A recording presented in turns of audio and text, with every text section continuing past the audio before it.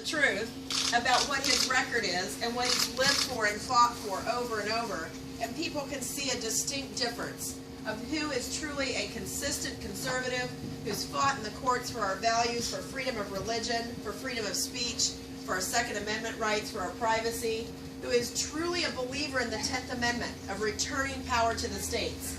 And you don't have to go very far to see why. He's been doing this for decades. And it's really nice to finally, as a Republican Party, have a candidate who doesn't just have talking points, who doesn't have to figure out what to say or figure out how to cover up something that they did in the past because it was different than what they're saying today, but somebody who's a straight shooter, who is articulate, who shares our values, who's going to go out and win this race for you and make Washington and this government work for you rather than all of us working for it. Absolutely. And so this campaign has been an easy job for me because all I have to do is tell the truth about my husband over and over and over. And I want to share a couple things with you today that hopefully will make your jobs easier as you're doing that on the phones and block walking between now and May 3. Ted and I met 16 years ago, and we got married 15 years ago. I grew up in California in a small rural town. My parents had a small farm. My brother and I grew up mostly outdoors, weeding corn, picking berries. When we were kids, my dad had to start a little business. We were complaining we wanted a little bit of money, and he said, you know, the way you make money in America is you start a business. You go sell something. So we sold bread. We did it for over 10 years, and we learned a lot by doing that.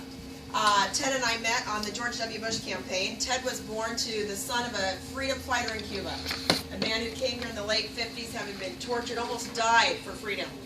Cruz understands the importance of elections, of how this is how we protect ourselves from losing our Constitution, from what can become a government controlling our lives, from what can become tyranny.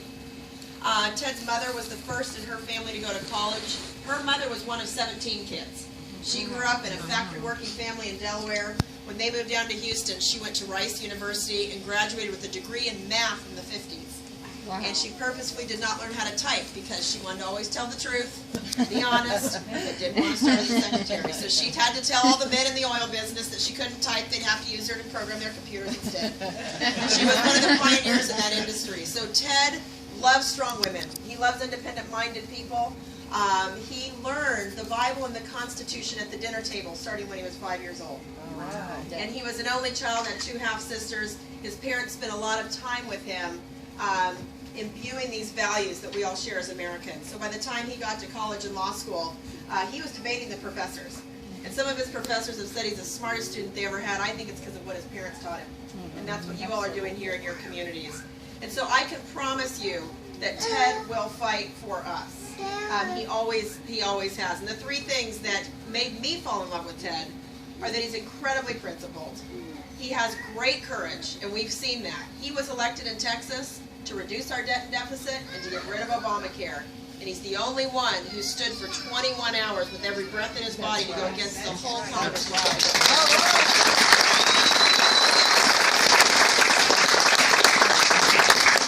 The only one who stood up to leadership when they said, let's change the rules in the Senate and just pass this Obama budget. We'll go back and tell the voters that we tried. We'll change the rules. As a minority in Congress at the time, we could all vote no and say that we tried. And Ted said, we're not going to change the rules to fool the American people. We're going to stay here all night if it takes. We're going to stay here all weekend. We're going to debate this out and reduce our spending. Ted has been working on changing the system in Washington. So we know that he will. And the last thing that I want to share with you about Ted that I love so much is, in spite of being such a warrior for our cause, for being so incredibly disciplined and brilliant, he is the most thoughtful, laid-back, unflappable person that I know. People ask me if Ted's likable, and my daughters find that a very, very funny question, because I can tell you that anyone who knows Ted finds him incredibly likable. I said this on the national press last week, one of the great things about marrying Ted was being able to hang out with all of his friends. He has an incredible group of people. He's a great game player. He's a big movie buff. You can quote him any lines from back to the 50s of movies, and you'll probably know where it's from. He's a big late night person, so if you ever come over to our house, don't come around 10 o'clock, because you'll stay up all night playing games with Ted. Ted's the kind of father who stays late into the girls' room rubbing their feet while they fall asleep, who plays with bingo on the floor with them. He's the kind of son who rushed to the hospital when his mother had breast cancer and stayed there with her for weeks on end until she recovered. He's the kind of friend who, when our friend had surgery, canceled his Senate schedule for 6 hours and went and held his hand and read scripture with him in the hospital.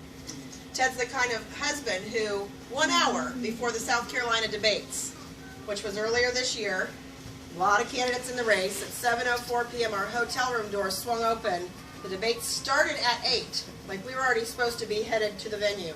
And I thought, all right, it's time to go, grab the girls, we gotta get our shoes on, out the door. And Ted was just stopping by from the debate prep room to bring flowers and chocolates, because the next day was Valentine's, and he was ready. He was gonna take on this debate, he was ready, but he wanted to make sure that the women in his life were happy. Those are the times that I love Ted the deepest, when he calls me from the bus tour, singing, I just called to say I love you. Right after a really stressful press release or interview. And Ted's just happy as can be. I talked to him last night. I said, how are you doing? He said, we're going to win this race. We are going to win this race. Let's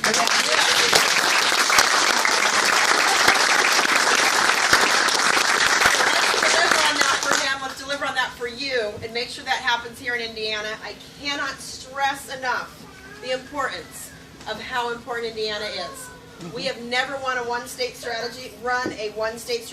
We've won states as far-flung as Alaska, to Maine, to Texas, Kansas, Wisconsin, Utah. We're winning states all over this country. We have swept with huge majorities the last 5 elections outside of New York. And we're going to do that again here in Indiana. It's important that we do it in Indiana. We'll go on regardless, but we really need the support of this state. And because you share our values, please, please, please stay with us doing the hard work.